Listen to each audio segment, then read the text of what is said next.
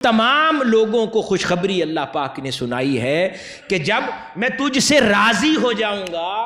تو پھر میں تجھے نعمت عظیم دوں گا، اور اس دنیا میں حاضرین مکرم نعمت عظیم در حقیقت خوف اور غم سے نجات ہے۔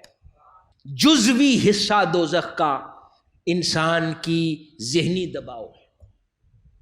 جو اس دنیا میں ڈپریشن ہے، ذہنی دباؤ ہے، ذہنی اذیت ہے، فرسٹریشن ہے، یہ دوزخ کا پارشل سا منظر ہے جو اس کو دنیا میں دیا جاتا ہے۔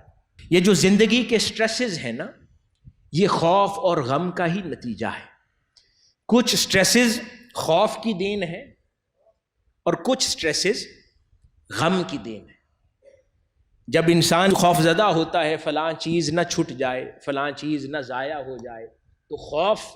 اس کو سٹریس میں مبتلا کرتا ہے، اور جب کوئی چیز رونما ہو جاتی ہے تو پھر غم اسے سٹریس میں مبتلا کرتا ہے۔ اور اللہ رب العزت نے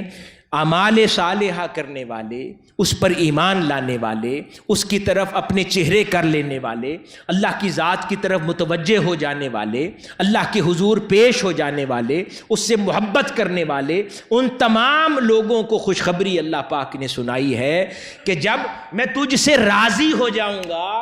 تو پھر میں تجھے نعمت عظیم دوں گا، اور اس دنیا میں حاضرین مکرم نعمت عظیم در حقیقت خوف اور غم سے نجات ہے۔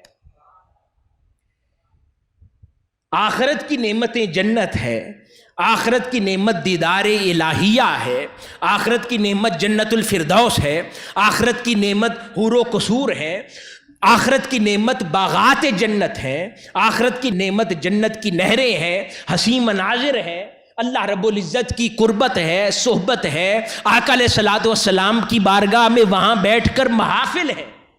دیدار مصطفی سے سیراب ہونا آخرت کی نعمتوں میں سے ہے۔ لیکن اگر کوئی پوچھے کہ دنیا میں اللہ رب العزت نے کسی پر احسان عظیم کرنا ہو اس کی زندگی میں، تو سب سے بڑی نعمت کسی سے راضی ہو کر وہ کیا دیتا ہے؟ تو سب سے بڑی نعمت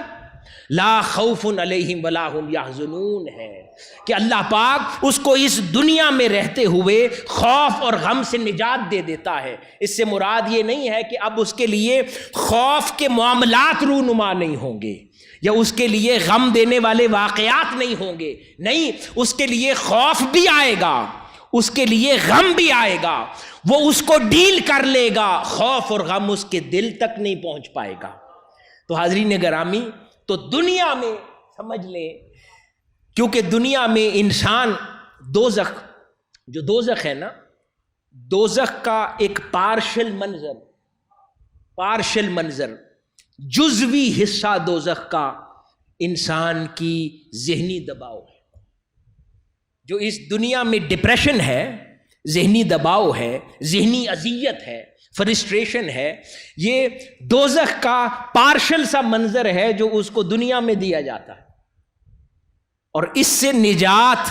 بھی اللہ رب العزت نے جنت کی راحتوں میں سے بھی اسی دنیا میں رکھی ہے۔ جو اس کا مقابلہ کرتی ہے وہ لا خوف علیہم ولا ہم یحزنون ہے، کہ اللہ پاک جب خوف، غم اور سٹریس اسے ڈرانے آتے ہیں، پریشان کرنے آتے ہیں، تو لا خوف علیہم ولا ہم یحزنون کی شیلڈ اسے بچانے آ جاتی ہے، اگر اللہ پاک نے اسے مہیا کر رکھی ہو۔